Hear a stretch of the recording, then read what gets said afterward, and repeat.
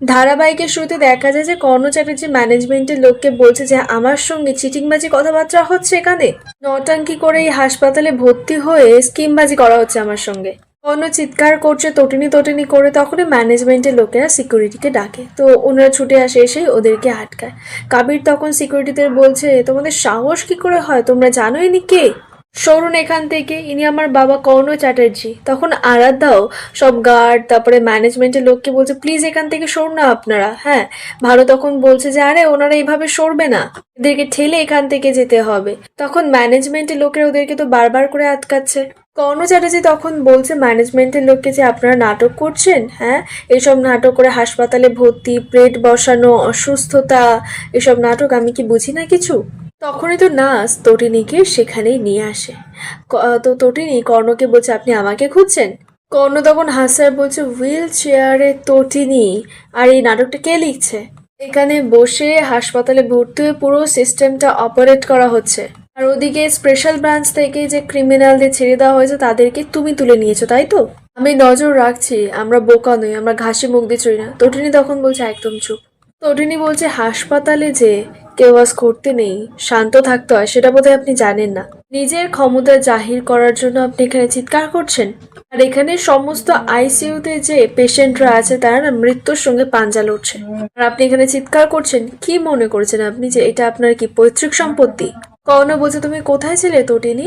তটিনী বলছে এমআরআই করিয়ে আসছি। কর্ণ তখন চিৎকার করে বলছে ড্রামা হচ্ছে আমার সঙ্গে, নাটক হচ্ছে, তোমার কিচ্ছু হয়নি, তোমার অপারেশনটা ড্রামা, পায়ের প্লেট বসানো ড্রামা, এগুলো আমি সব জানি।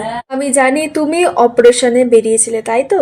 তটিনী বলছে মিস্টার কর্ণ চ্যাটার্জি, আপনি যদি এখান থেকে না যান তাহলে এক্ষুনি আমি থানায় ফোন করব, আর ফোন করে বলবো যে আপনি একজন পেশেন্টের উপরে মেন্টাল টর্চার করছেন। এবার তো সবাই মিলে তটিনীর উপর চেপে ধরেছে যে বিজিত কোথায়, আয়ুষী কোথায়, এই বলে তো চিৎকার চেঁচামেচি করছে। তখনই সেখানে পরশুরাম আসে, সে কথাটা শুনে বোঝে ঠিক কত টাকা উপার্জন করলে মানুষ শিক্ষা, সহবত, ভদ্রতা ভুলে যায়। কর্ণ তখন পরশুরামের কাছে গিয়ে বলছে শিবপ্রসাদ। তখন পরশুরাম বলছে হ্যাঁ শিবপ্রসাদ গাঙ্গুলি। তা বলছি আপনারা এখানে কেন এসেছেন, চলে যান এখান থেকে। কর্ণ তখন ব্ল্যাকমেল করছে, বলছে আজকে হাটে হাড়ি ভেঙে দেবো। তো পরশুরাম বলছে যে আজকে যদি হাটে হাড়ি ভেঙে দেন তাহলে বিশ্বাস করুন একটা ছোট্ট বুলেট কিন্তু যথেষ্ট যে আপনার মাথাটাকে চৌচির করে দেওয়ার জন্য, চূর্ণ বিচূর্ণ করে দেওয়ার জন্য।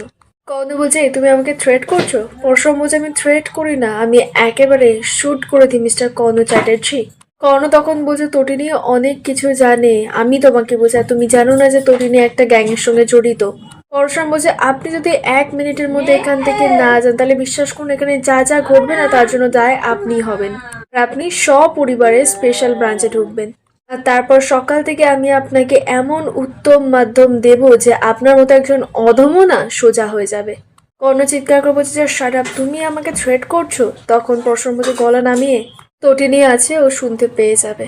সকাল থেকে না আমার ছোট্ট মেয়েটা কিচ্ছু খায়নি, না খেয়ে আছে, ভাত খাবে ভাত খাবে বলে কান্নাকাটি করছে। তারপর আমি যখন ওকে নিয়ে খেতে বসলাম ও তখন কেঁদে ফেললো, বললো মায়ের কাছে গিয়ে খাবে, তাই আমি ওকে এখানে নিয়ে এলাম, আর আমরা এখানে তিনজনে বসে একসঙ্গে খাবো। পরশুরাম তারপরে যখন তটিনীকে নিয়ে যাবে, কর্ণ তখন পরশুরামকে বলছে আমি একটা কথা বলে যেতে পারি? তো পরশুরাম বলছে কি? কর্ণ বলছে পার্সোনাল। তখন পরশুরাম পিকুকে বলছে তুমি একটু মাম্মিকে নিয়ে ভেতরে যাও তো। তটিনী ওখান থেকে চলে যেতে কর্ণ পরশুরামকে বলছে আমি তোমাকে গ্যারেন্টি দিয়ে বলছি যে তটিনী কোনো র্যাকেটের সঙ্গে জড়িত। পরশুরাম তখন জানায় যে র্যাকেটের একজন না একটু আগে গুলি খেয়ে পড়ে আছে মাটিতে, হি ইজ ডেড, আর বাকি 3জন নিখোঁজ। কর্ণ বলছে কি? পরশুরাম বলছে হ্যাঁ, আর এই 3জন নিখোঁজের পিছনে তটিনীর হাত আছে। কর্ণ অবাক বলছে তুমি সবটা জানো? পরশুরাম বলছে হ্যাঁ আমি সবটা জানি, যে আপনার ব্যাংকে কত টাকা আছে, কখানা অ্যাকাউন্ট আছে, আপনার কি কি 2 নম্বরি ব্যবসা আছে, কোন মাফিয়া ডনের সঙ্গে আপনার কানেকশন আছে, আন্ডারওয়ার্ল্ডে আপনার কি কি গতিবিধি আছে, আমি সবটা জানি মিস্টার চ্যাটার্জি। এত কিছু জানি আর নিজের স্ত্রীর সম্বন্ধে জানবো না?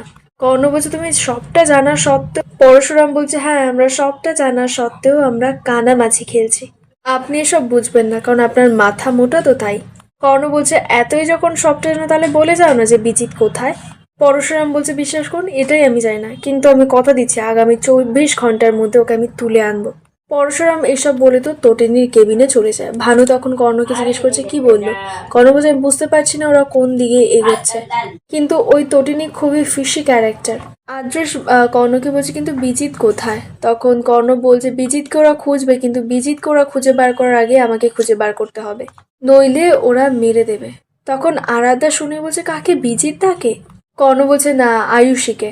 অপরদিকে পরশুরাম কাজা তরিণীকে বলছে যে তোমার মেয়েটা সকাল দিয়ে কিছু খায়ওনি আর ঘুমায়ওনি, আমি খাবারটা বেড়ে দিই, তুমি ওকে একটু খাবারটা খাইয়ে দাও, কারণ ও তোমাকে প্রচন্ড মিস করছে।